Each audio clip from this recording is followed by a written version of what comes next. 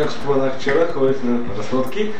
Обиколихме няколко от околните селца тук около Варна. Беше много яко. Минахме през Балчик, Каварна, Калякра.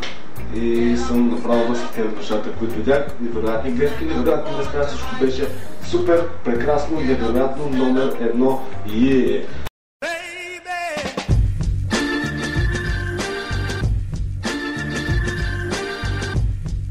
Добре, както ден малко съм се разликавал, днес времето е прекрасно, още по-хубаво от вчера. Да, смятам днес да повторя, смятам скоро да повторя, защото днес мисля, че няма как да стане. Днес смятам да поговоря за нещо друго. Нека днес поговорим малко за кино. Аз лично съм много голям киноман. Много обичам да гледам филми, всякакви филми. Обичам в кръвта ми. Само като си гледам филм, обичам този филм. Обичам ужаси, комедии, екшени, драми. Скоро гледах един филм, Get Him to the Greek, комедийка такъв, много свеж, много ме кефи, бих го гледал пак. Но не е кой знае какво. Сега съм се заредил в два сериала и стоя дебно в замудата всеки ден, чакам само да видя някой нов епизод, защото наистина съм много як.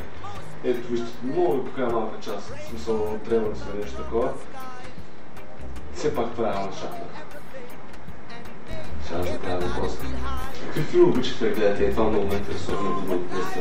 Защото наистина много хора с много различни вкусове. Вижте филмите, които аз гледам, се обсъдят публиката като глупави.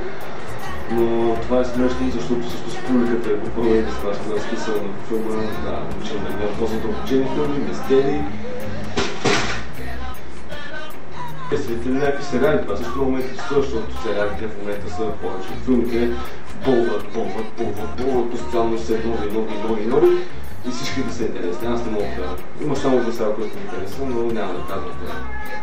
Защото му това не се насъпи. Това от мен за днес. Очаквам коментарите ви долу при коментарите. Очаквам коментарите ви при коментарите. Ще има много гениално. Очаквам отговорите на въпроса.